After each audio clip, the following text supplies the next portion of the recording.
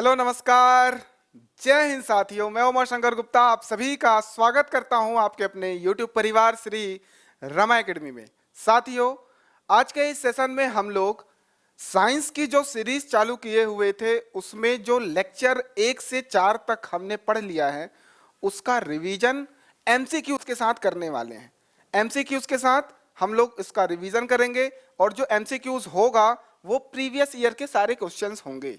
ठीक, हमने पटवारी बैच के लिए हमने एक सीरीज चालू किया हुआ है। जिन साथियों ने नहीं देखा है शुरू से देख लें वीडियोस, ठीक, और आज का लेक्चर भी कंटिन्यू करें। तो हमने अभी तक जो भी लेक्चर कर लिया है, 4 लेक्चर कर लिए हैं, इन्हीं 4 लेक्चर को रिवाइज भी करेंगे विथ MCQs, मतलब हम MCQs को समझाते हुए रिवीजन करने वाले हैं।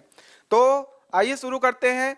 सबसे पहले कमेंट सेक्शन में लिख दो, अब की बारी हम पटवारी बन के रहेंगे। पूरी एनर्जी के साथ पढ़ो, यहाँ पर नोट्स करते चलो, जो भी चीज यहाँ पर पढ़ाई जा रही है समझते चलो, नोट करते चलो, रिवीजन फिर प्रैक्टिस। चलिए, हमारा रिवीजन में ये सारे टॉपिक कवर करूंगा अभी मैं। दूरी विस्थापन, वेग चाल समय, मात्रक, इकाई उपकरण, गति के नियम, गति, बल, सदिश अदिश, कार्य ऊर्जा और शक्ति। लगभग ये टॉपिक हो गए हैं। जो भी एक दो चीजें इसमें छूटी हुई हैं आज मैं कवर करा दूंगा। आइए शुरू करते हैं। सबसे पहला क्वेश्चन, 1 सेकंड में विस्थापन का परिमाण कहलाता है चाल, आवेग, बल या त्वरण। सबसे पहले तो आपको यह समझना है कि विस्थापन का परिमाण 1 सेकंड में क्या कहलाता है। तो आइए देखते हैं। सबसे पहले क्या, विस्थापन का परिमाण 1 सेकंड में। तो विस्थापन क्या है, विस्थापन और दूरी में अंतर क्या है, यह भी चीज। उससे पहले देख लो, क्या विस्थापन बटे जो समय होता है उसको बोलते हैं वेग। विस्थापन बटे समय को हम बोलते हैं वेग। और अगर चाल की बात करें तो होता है दूरी बटे समय। दूरी बटे समय यहां पर बोल रहा है 1 सेकंड में, मतलब अगर समय 1 सेकंड कर दें तो जो विस्थापन होगा वो क्या कहलाएगा, तो वो वेग कहलाएगा।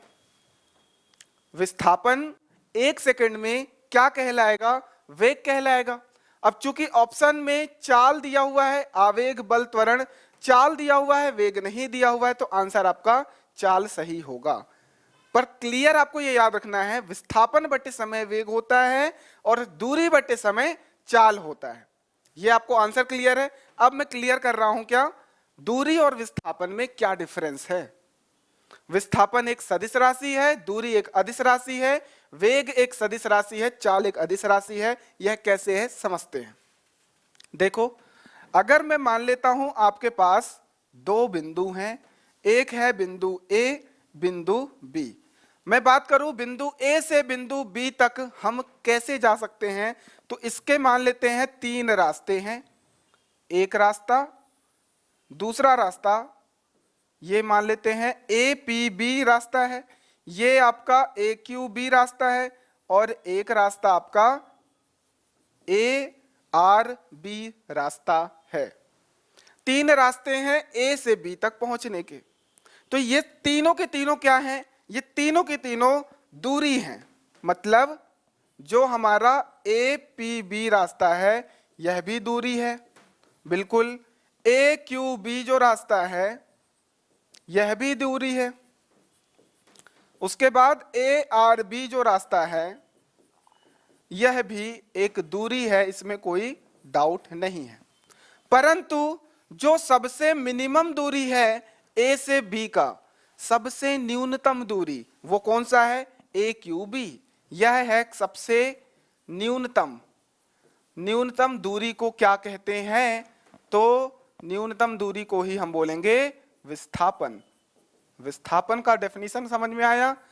2 बिंदुओं के बीच सबसे न्यूनतम दूरी क्या कहलाएगी, विस्थापन कहलाएगी। 2 बिंदुओं के बीच सबसे न्यूनतम दूरी, minimum distance of 2 points is known as displacement. यहां पर ये तीनों के तीनों डिस्टेंस हैं, तीनों के तीनों दूरी हैं, लेकिन जो सबसे न्यूनतम दूरी है वो विस्थापन कहलाएगी। ये और ये APB दूरी कहलाएगी, ये कभी विस्थापन नहीं होगा, ये भी कभी विस्थापन नहीं होगा। तो अब विस्थापन को और हम एक्सप्लेन करते हैं। न्यूनतम दूरी और एक साथ ही साथ हम बोल सकते हैं विस्थापन एक सदिश राशि है। कैसे डिफाइन हुआ? ए से बी की तरफ सदिश और अदिश क्या कहलाती है, इसे भी समझो। सदिश राशि और अदिश राशि मैं फिर से समझा रहा हूं, आज आप वापस से समझ लो। कुछ बच्चों ने कमेंट किया था कि इसके लिए अलग से आप बता दीजिए। तो सदिश राशि वे राशियां होती हैं जिनके लिए सिर्फ मैग्नीट्यूड परिमाण के साथ साथ दिशा की भी आवश्यकता हो, सदिश राशि कहलाती हैं। परिमाण प्लस दिशा। अदिश राशि में सिर्फ और सिर्फ परिमाण की बात होगी, परिमाण। अब यहां पर जब विस्थापन की बात किए हैं तो ए से बी की तरफ यहां ये जो रास्ते हैं इसमें कोई दिशा नहीं है। जो आप गूगल मैप पे रास्ता देखते हो वो आपको क्या बताता है? 2-3 रास्ते बताते हैं, वह सब डिस्टेंस है, दूरी है। विस्थापन वो होगा कि ए से बी तक, जैसे मान लो आपके घर से आपके मामा जी का घर, अगर सभी के घर को फोड़ते हुए एक डिस्टेंस निकालोगे जो कि मिनिमम डिस्टेंस होगा, वो कहलाएगा डिस्प्लेसमेंट विस्थापन। परंतु आप ऐसे क्या किसी के घर को फोड़ते हुए जाते हो क्या? आप बाहर निकलते हो, रोड जहां है, रोड जैसे जैसे मुड़ रही उसके साथ मुड़ते जाते हो, तो ये आपने दूरी तय की। विस्थापन के लिए आपको मामा के घर के तरफ ये बता दिया, दिशा बता दी आपने मामा के घर के तरफ, यहां पर बता दिया हमने बी के तरफ। या फिर हम कौन सी दिशा बता सकते हैं? हमने चला नॉर्थ साइड, साउथ, ईस्ट और west, east west north south, इस तरीके से दिशा बता सकते हैं। अगर मान लो आप इस दिशा में गए 5 मीटर तो आपने बोल दिया नॉर्थ ईस्ट में 5 मीटर गया, तो ये जो आपने बताया ये है विस्थापन। आई होप क्लियर है। और यह एक सदिश राशि है विस्थापन, और दूरी एक अदिश राशि है। तो कैसे इसमें दिशा की भी आवश्यकता होती है परिमाण के साथ साथ। अब ये परिमाण वर्ड क्या है? जो परिमाण वर्ड है, ये जो नंबर है आपका कि आप 10 मीटर चले, तो ये 10 जो नंबर है यही परिमाण है। और मीटर क्या है? मात्रक है। और 10 मीटर आप किधर चले? नॉर्थ में चले, उत्तर दिशा में, उत्तर दिशा में चले। इसका मतलब है आप कुछ इस तरीके से चले होगे 10 मीटर इस पॉइंट से, और उसके बाद आप अपने दाहिने ओर मुड़ गए और 20 मीटर चले, तो आप इस तरीके से बोल सकते हो। इस तरीके से आप दिशा वाले क्वेश्चन भी कर सकते हो। परंतु यहां समझना क्या है? दूरी और विस्थापन, दूरी एक अदिश राशि है और विस्थापन एक सदिश राशि है, क्योंकि इसमें परिमाण के साथ साथ दिशा की भी आवश्यकता है। इसे नोट कर लीजिए। यहां पे आंसर क्लियर है आपका। चाल विस्थापन बटे समय, 1 सेकंड में जो विस्थापन का परिमाण है, 1 सेकंड में, मतलब समय हमारा 1 सेकंड हो गया, जो भी विस्थापन आएगा, जो भी उसका मान आएगा, वैल्यू आएगी, वो वेग कहलाएगी। लिख लो, यहां पर चाल आंसर होगा। सदिश राशि परिमाण प्लस दिशा। कुछ एग्जांपल्स बता रहा हूं, उनको याद कर लो। उदाहरण में सबसे पहले तो विस्थापन याद कर लिए, विस्थापन। अब दूसरा याद करना है वेग, वेग। अब वेग कैसे? यहां पर मैंने बोला जब वेग की बात करोगे, चाल की बात करोगे, तो जो चाल है वो दूरी बटे समय है, और जो वेग है वो विस्थापन बटे समय है। तो यहां पर वेग जो है वो सदिश राशि हो गया, चाल जो है वो अदिश राशि हो गया। अगर उदाहरण की बात करें तो यहां पर आप चाल लिख सकते हो, दूरी लिख सकते हो। क्लियर है? विस्थापन वेग के अलावा आप लिख सकते हो बल, आप लिख सकते हो त्वरण आदि। बहुत सारे एग्जाम्पल हो सकते हैं इसमें। चाल, दूरी, द्रव्यमान। क्या द्रव्यमान को मेजर करने के लिए दिशा की आवश्यकता है? 5 किलो आम क्या उत्तर दिशा में लेके 5 किलो आम 5 किलो आम होता है? ऐसे टेम्परेचर मतलब ताप, इस तरीके की जितनी भी राशियां हैं वह अदिश राशियां हैं। आपको देख के समझ में आ जाएगा। अब आप दिमाग लगाना तो आपको सारी राशियां पता चल जाएंगी आदि। इसे नोट कर लो। अगला प्रश्न देखते हैं, इसे भी नोट कर लो। कुछ 7 मूल राशियां हैं, पहले लेक्चर में बताया था।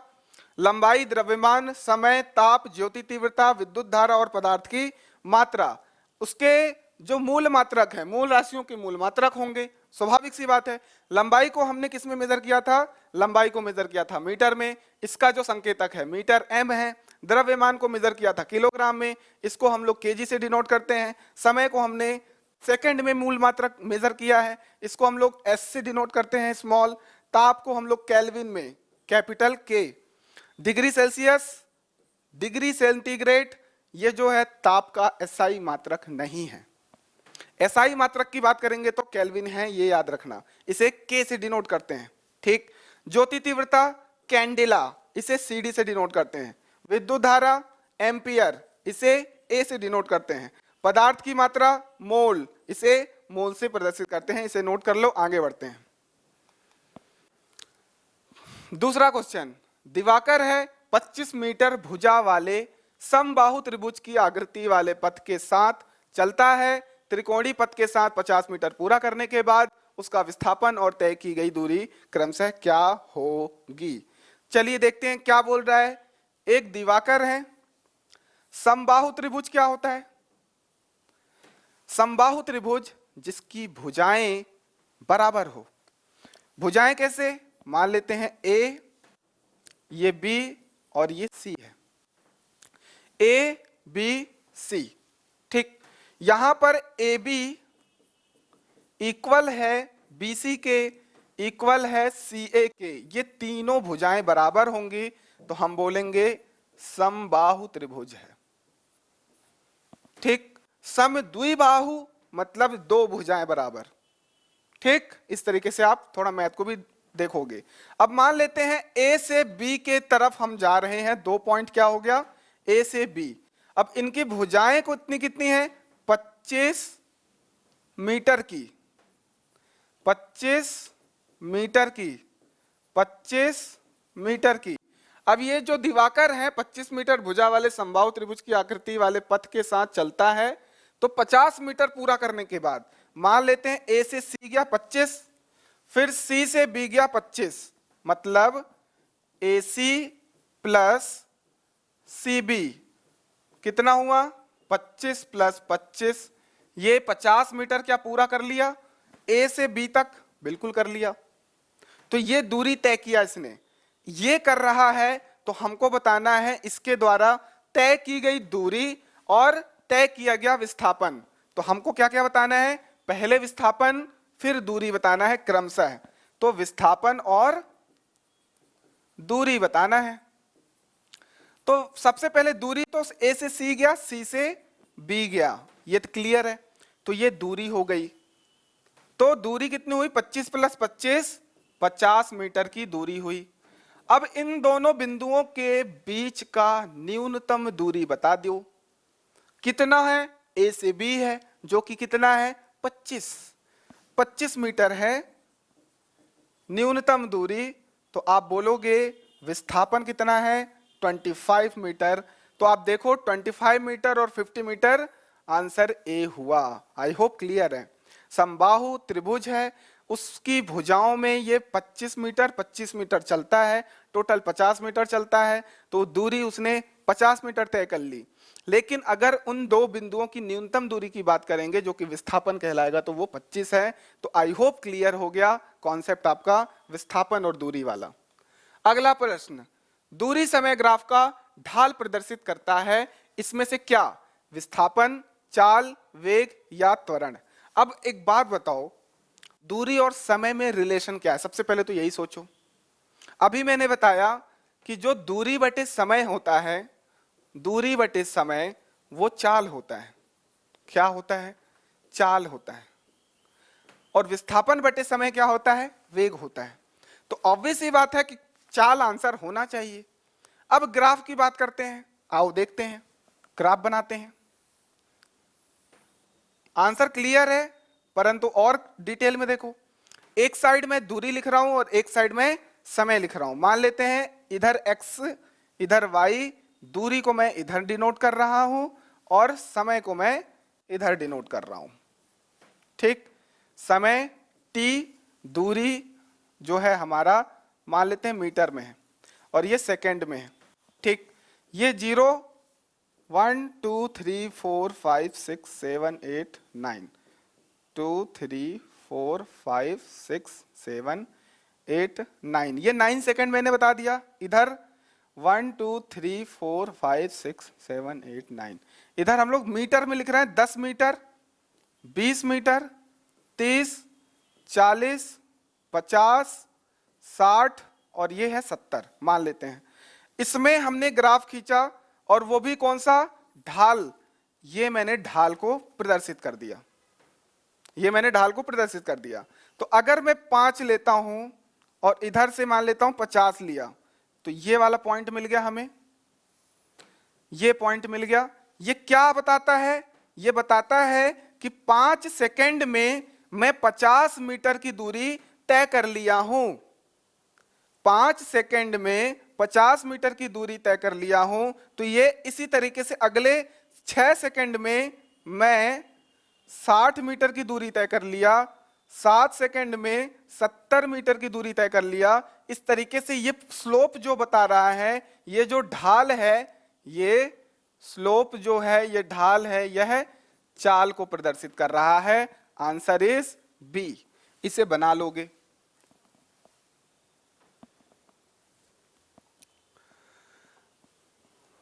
जब कोई वस्तु स्थिर है तो दूरी समय ग्राफ क्या होगा।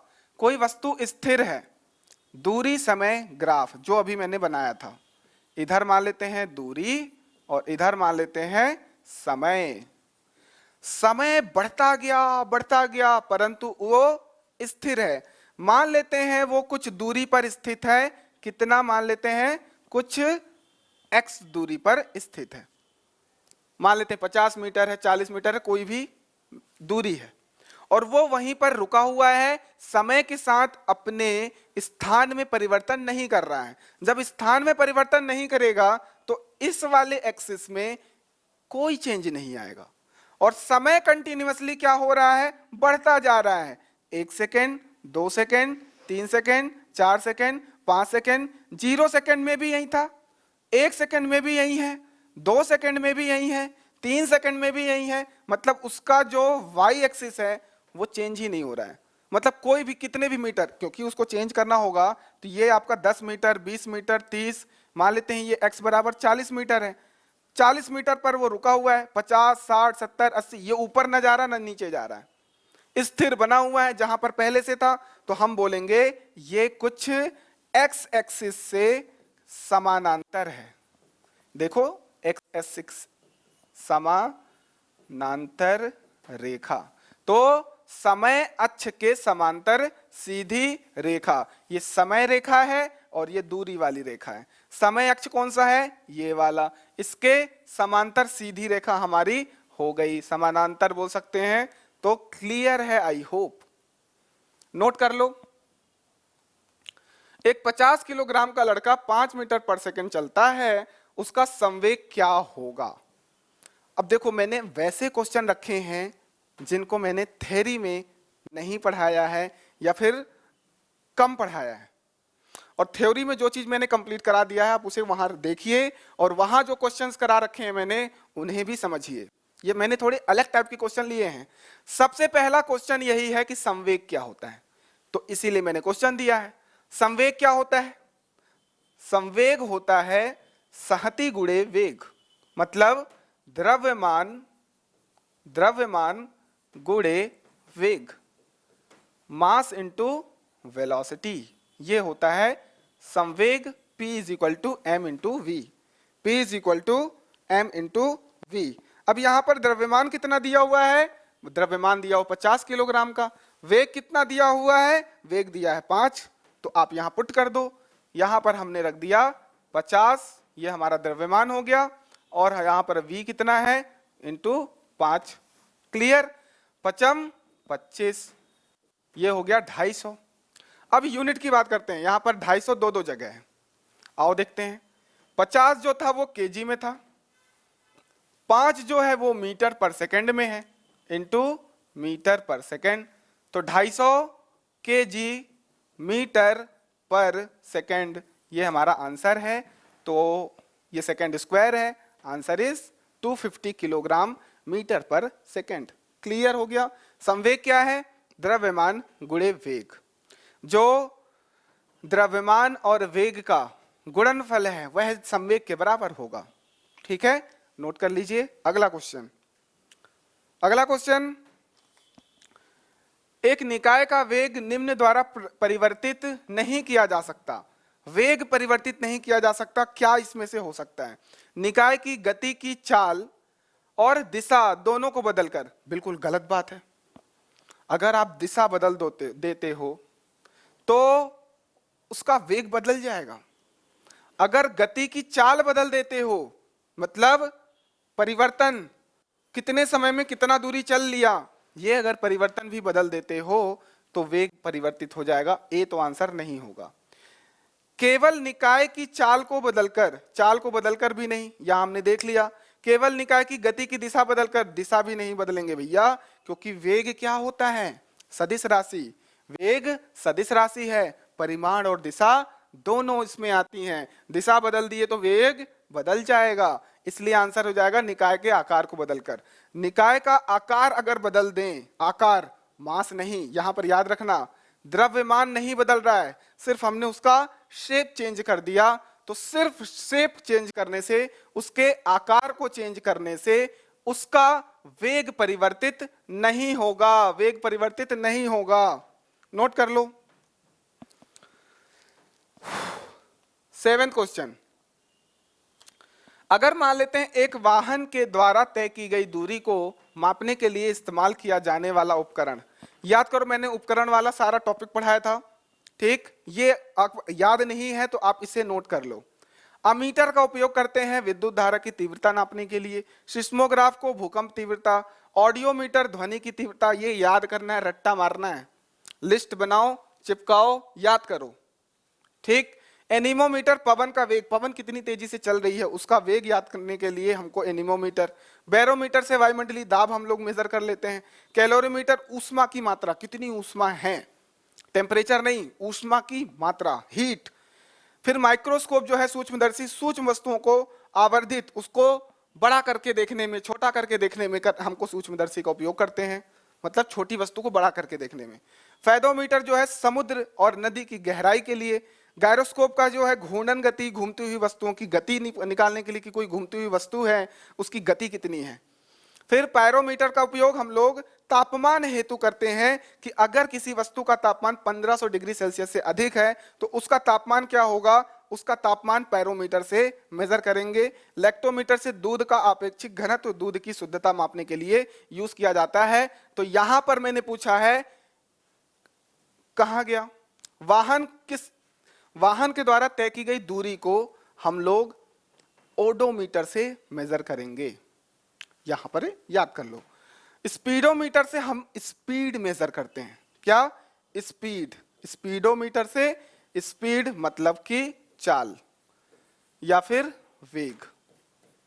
ठीक, यहां पर ओडोमीटर से जो व्हील है हमारे जिसको पहिया बोलते हैं, चक्का बोलते हैं, वो कितना रोटेट हो रहा है, कितनी दूरी तय कर लिया है, उसको मेजर करने के लिए ओडोमीटर।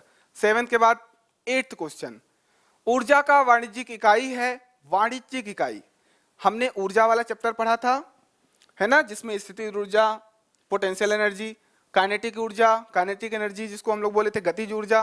तो ऊर्जा की इकाई हमने पढ़ी थी जूल। ये जूल जो है ये एसआई यूनिट है। जूल क्या है? एसआई यूनिट है, एसआई मात्रक।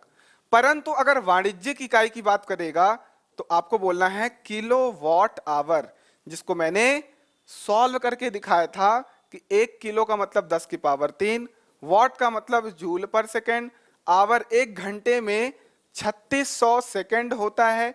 सेकेंड से सेकेंड काट दिए, यहां से आ गया था 3600 इंटू 10 की पावर 3 जूल। इसको हमने लिखा था 3.6 इंटू 10 की पावर 6 जूल। तो इतनी जूल को हमने 1 किलो वाट आवर बोला था। क्यों? क्योंकि जब वाणिज्यिक रूप से हमको बहुत ज्यादा ऊर्जा को ऐसे लिखने में टफ होता है, बोलने में टफ होता है, तो हमने इतनी ऊर्जा को 1 किलो वाट आवर, 1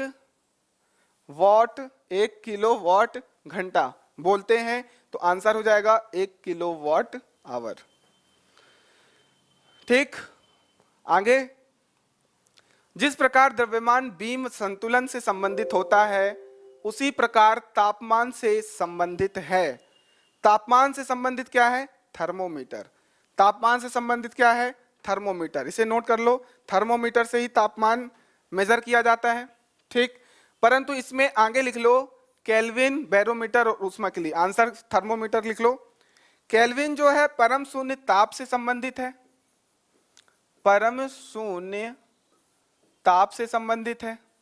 बैरोमीटर जो है एटमॉस्फेरिक प्रेशर, ठीक, दाब हेतु बैरोमीटर का उपयोग करते हैं।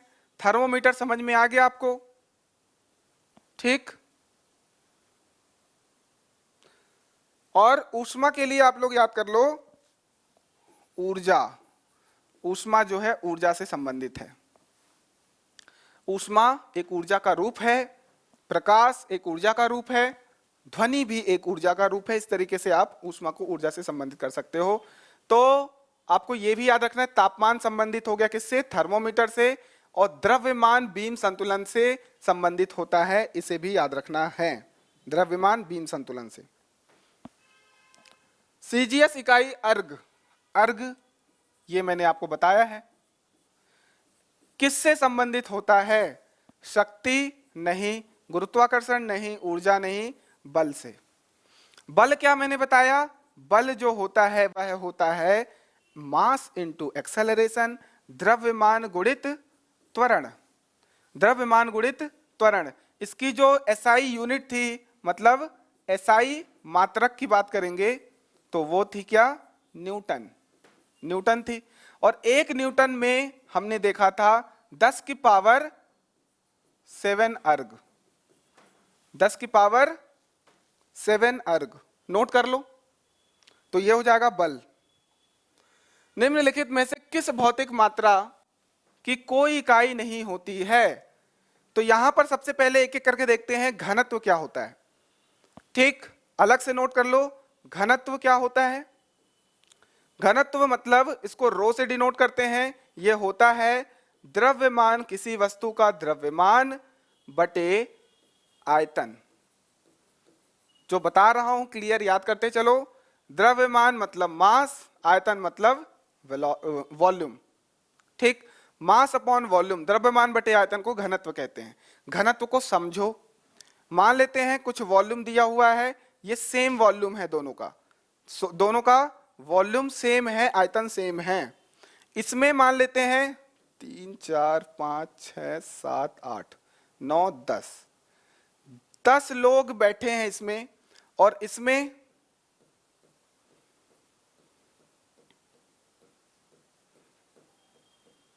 10 से अधिक लोग बैठे हैं। तो आपको मैं पूछूंगा ऐसे नॉर्मली कि इसमें और इसमें डेंसिटी किसकी ज्यादा है, डेंस कौन सा लग रहा है? तो आप बोलोगे सर ये ज्यादा डेंस लग रहा है। सिंपल सी बात है, समान आयतन में अगर द्रव्यमान ज्यादा हो तो इसका द्रव्यमान ज्यादा दिख रहा है, स्वाभाविक सी बात है। इसका द्रव्यमान ज्यादा है इसके कंपेयर में, तो हम लोग बोलेंगे इसका घनत्व भी ज्यादा है। तो घनत्व क्या शो कर रहा है कि पर्टिकुलर किसी आयतन में कितना ज्यादा मास है, द्रव्यमान है। इसी तरीके से हम बता सकते हैं कि घनत्व क्या होती है। क्लियर? जैसे कि आपके टकले की बात करें, हमारे अगर चुन्नी लाल की बात करें, ठीक, चुन्नी लाल के टकले में कितने बाल हैं?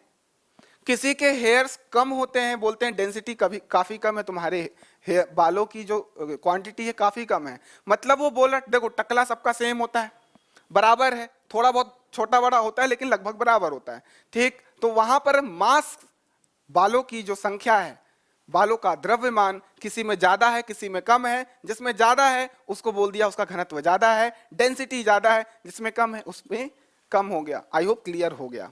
तो घनत्व क्या हो गया? इसका भौतिक मात्रा कोई ना कोई इकाई होगा। तो क्या इकाई है? इसका हो गया मास का हो गया केजी, और वॉल्यूम का हो गया मीटर क्यूब।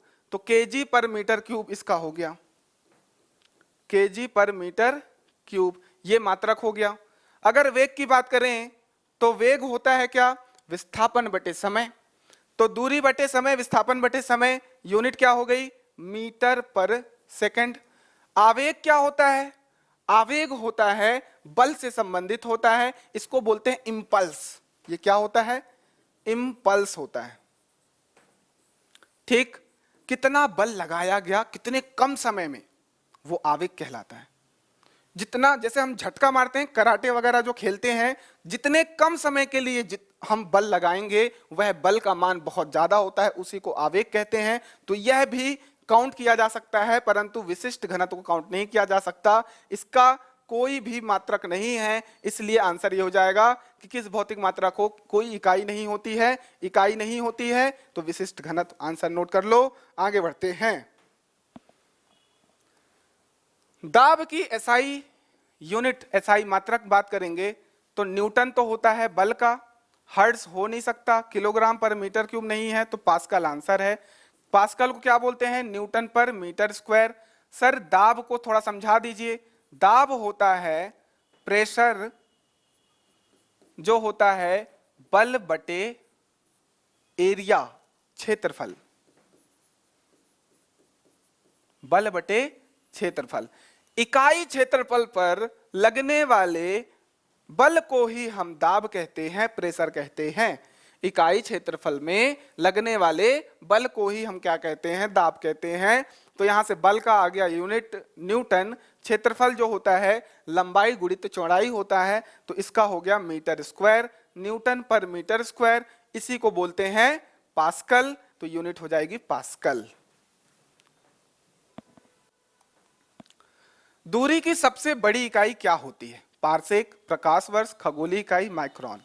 तो यहां पर दूरी की जो सबसे बड़ी इकाई हो जाएगी वो हो जाएगी पारसेक। पारसेक, एक पारसेक में 3.26 प्रकाश वर्ष होता है, 3.26 प्रकाश वर्ष, इसे नोट कर लो। तो सबसे बड़ी यूनिट हो जाएगी पारसेक। अब एक चीज पहले और भी क्वेश्चन पूछ सकता है कि पारसेक दूरी की इकाई क्या है? पारसेक, प्रकाश वर्ष किससे संबंधित है? दूरी से, समय से, प्रकाश से, इनमें से कोई नहीं, तो यह भी दूरी से संबंधित है। एक प्रकाश वर्ष मतलब एक वर्ष में प्रकाश के द्वारा तय की गई दूरी को ही प्रकाश वर्ष कहते हैं। एक, ये समझ में आ गया, नोट कर लो। प्रकाश वर्ष की अगर बात करेंगे तो ये दूरी से संबंधित है, खगोलीय इकाई भी दूरी से। माइक्रोन की जो वैल्यू होती है वो होती है 10⁻⁻6 मीटर, इसे भी आप नोट कर लोगे। पारसेक इतने प्रकाश वर्ष होता है, ये नोट कर लोगे। तो अब ये 3 गुना बड़ा है प्रकाश वर्ष से, तो पारसेक सबसे बड़ा हो गया। कुछ महत्वपूर्ण मात्रक हैं, जैसे कि फर्मी है, 10⁻15 मीटर को फर्मी बोलते हैं, जो कि नाभिकीय आकार को व्यक्त करने में इसका यूज किया जाता है, मैंने पहले लेक्चर में बताया है। एंगस्ट्रॉन मतलब 10⁻10, एक एंगस्ट्रॉन को 10⁻10 मीटर से डिनोट करते हैं, मतलब इस यूनिट को हम लोग इतना छोटा लिख सकते हैं। एक नैनोमीटर की बात कर रहे हैं तो 10⁻9 मीटर को नैनोमीटर कहते हैं। एक माइक्रोन, जिसको अभी पूछा मैंने, 10⁻6 मीटर को एक माइक्रोन कहते हैं। एक लाइट ईयर देखो इतना होता है 9.46 इंटू 10⁻15, 9.46 इंटू 10⁻15 मीटर। यह हमारा क्या हो गया? एक प्रकाश वर्ष। ये नोट कर लो। जब बल 2 गुना कर दिया जाता है और क्षेत्रफल आधा कर दिया जाता है तो दाब क्या होगा? अभी मैंने दाब का फॉर्मूला बताया। दाब का फॉर्मूला होता है pressure is equal to force upon area, बल अपॉन में क्षेत्रफल। ठीक है, अब क्या बोल रहा है? फोर्स को 2 गुना कर दिया, चलो भैया फोर्स 2 गुना हो जाओ, और जो क्षेत्रफल है उसको आधा कर दिया, कर दो भैया आधा, a/2 कर दो ये चीज। अब यहां से इसको सॉल्व कर दो, क्या हो जाएगा? 2 ऊपर चला गया, f/a, मतलब 2 2 जा 4, f/a, तो जो नया प्रेशर आया वो आ गया कितना, 4 टाइम्स, इस वाले प्रेशर का 4 टाइम्स आ गया, तो हम लोग बोलेंगे न्यू प्रेशर पी डैश जो है 4 टाइम्स आ गया पहले वाले प्रेशर का, मतलब 4 गुना हो गया। मतलब आंसर क्या हो जाएगा, ये 1/4 नहीं 4 गुना, आंसर सी। नोट कर लो, ये सारे प्रश्न आए हुए हैं, आपको डरना नहीं है ऐसे प्रश्न करने से। चंद्रमा पर किसी वस्तु का वजन 15 न्यूटन है, पृथ्वी पर उसका वजन क्या होगा। चंद्रमा पर वजन की बात कर रहा है, सबसे पहले द्रव्यमान और भार, इसमें अंतर सबसे पहले जान जाओ। क्या होता है द्रव्यमान, क्या होता है भार। द्रव्यमान मतलब इंग्लिश में मास बोलते हैं, भार को वेट बोलते हैं। क्या बोलते हैं, वेट बोलते हैं। आप लोग वेट नापते हो, आपका वेट कितना है, इतना है, उतना है, ऐसा बोलते हो। आज समझते हैं क्या होता है। जो मास है उसको हम लोग केजी में डिनोट करते हैं, और जो भार है, वेट है, उसको न्यूटन में। यही क्लियर हो जाएगा। अगर मान लेते हैं किसी वस्तु का द्रव्यमान जो है 50 केजी है, ये जो 50 केजी है, इस तरह की कोई भी यूनिट आएगी, मात्रक आएगा, तो आपको दे दिया है, समझ जाओ कि वो द्रव्यमान दिया हुआ है, किसी वस्तु का द्रव्यमान दिया हुआ है। अगर भार की बात कर रहे हैं तो भार मतलब होता है किसी वस्तु पर कितना गुरुत्वीय त्वरण लग रहा है, उसका हमको मल्टीप्लिकेशन करना पड़ेगा।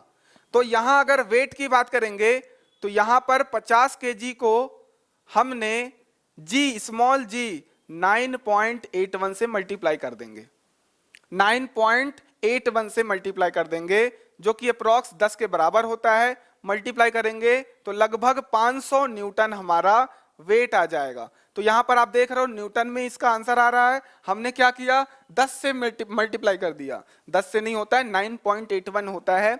9.81 मीटर पर सेकेंड स्क्वायर, इसको बोलते हैं गुरुत्वीय त्वरण, स्मॉल जी। गुरुत्वीय त्वरण से अगर मल्टीप्लाई करते हैं तो उसका भार हमें प्राप्त होता है, वरना वो द्रव्यमान है केजी में। तो यहाँ कुछ पॉइंट्स हैं, इसे नोट कर लो। द्रव्यमान का मान कभी भी शून्य नहीं हो सकता। किसी वस्तु का द्रव्यमान शून्य हो सकता है क्या, नहीं हो सकता। अगर किसी वस्तु का द्रव्यमान शून्य हो गया तो वो वस्तु ही नहीं रहा। आई होप क्लियर है। भार का मान शून्य हो सकता है, अंतरिक्ष में जब गुरुत्व बल 0 हो तो भार शून्य हो जाता है। आप अगर अंतरिक्ष में चले जाओगे तो आपका भार शून्य हो जाएगा। अगर आप चंद्रमा में चले जाते हो, यहां पर नोट करा दे रहा हूं, अगर आप चंद्रमा में चले जाते हो तो जो आपका भार है वह 6 टाइम्स कम हो जाएगा, 6 टाइम्स आपका कम हो जाएगा, 6 गुना। मतलब वहां पर जो गुरुत्वीय त्वरण है हमारे पृथ्वी की गुरुत्वीय त्वरण का 6 गुना कम है। ठीक है, मतलब हमारा कितना है, 9.81 है, तो उसको 6 से भाग दे दोगे तो चंद्रमा का गुरुत्वीय त्वरण हमें प्राप्त हो जाएगा। इसे नोट कर लो, ये इंपॉर्टेंट है। चंद्रमा का गुरुत्वीय त्वरण हमारे अर्थ से, हमारे पृथ्वी से 1/6 गुना बोल सकते हो या 6 गुना कम बोल सकते हो। लिख लो, यह एक अदिश राशि है और यह एक सदिश राशि है। ठीक, द्रव्यमान को सामान्यतः किलोग्राम में और इसको न्यूटन में। स्थान परिवर्तन के साथ द्रव्यमान में कोई परिवर्तन नहीं होता। कहीं भी दुनिया में चले जाओ, जो द्रव्यमान है वही रहेगा, परंतु स्थान परिवर्तन के साथ भार चेंज हो जाता है। आप अगर मून पे चले जाओगे तो आपका भार बदल जाएगा, मतलब वेट आपका बदल जाएगा। नोट कर लो, यदि किसी वस्तु की चाल आधी की जाए तो उसकी गतिज ऊर्जा कितनी हो जाएगी। तो सबसे पहले गतिज ऊर्जा का फॉर्मूला पता होना चाहिए। गतिज ऊर्जा क्या होती है, 1/2 mv²। ये चीज है, ये मान लेते हैं इक्वेशन नंबर 1 है। अब बोल रहा है जो इसका वेग है, चाल है, वह आधी हो गई, मतलब कितनी, v/2 हो गई, v'। ठीक, v' जो हो गया वो v/2 हो गया। इसको यहां पुट कर दो, चाल आधी हो गई, पुट कर दो भैया, नया काइनेटिक एनर्जी।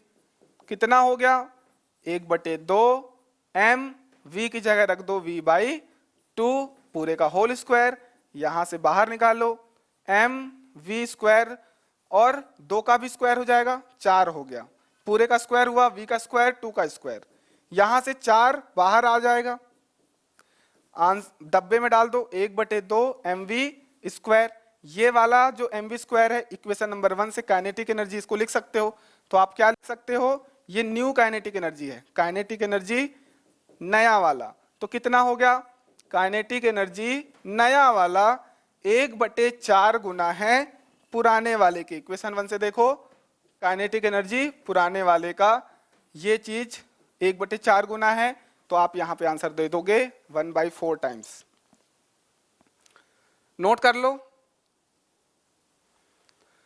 अब बात करते हैं, एक 20 न्यूटन का बल एक वस्तु को उसकी दिशा 10 मीटर में चलाता है तो किया गया कार्य होगा।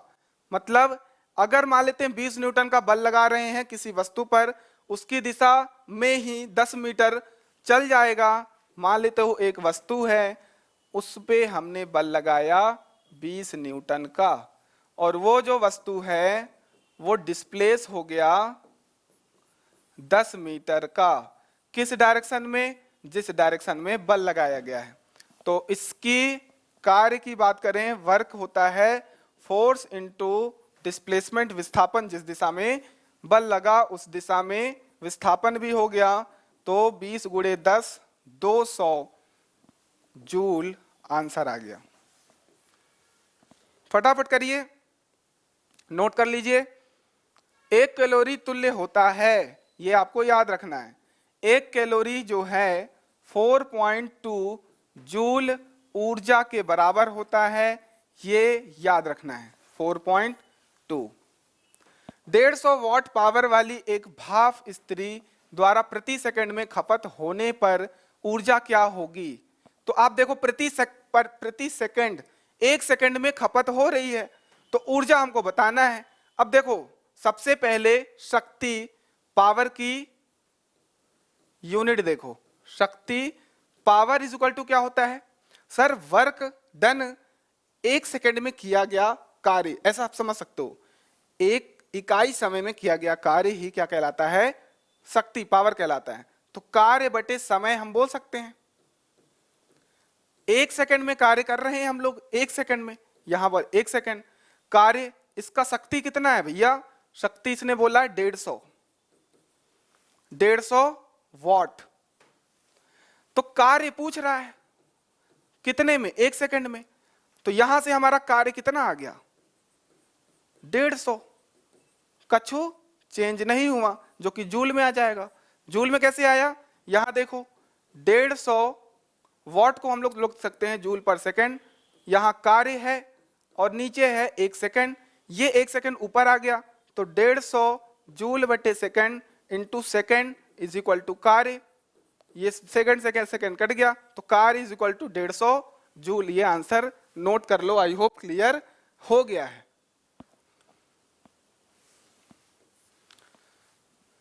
जल विद्युत पावर स्टेशन में ऊर्जा परिवर्तन है, जल विद्युत पावर स्टेशन में ऊर्जा परिवर्तन है। क्या होगा, विद्युत ऊर्जा से यांत्रिक ऊर्जा, यांत्रिक ऊर्जा से विद्युत ऊर्जा, चुंबकीय ऊर्जा से विद्युत ऊर्जा, ऊष्मा ऊर्जा से विद्युत ऊर्जा। ऊष्मा ऊर्जा से विद्युत ऊर्जा बिल्कुल भी नहीं होगा, कहां ऊष्मा हो रही है।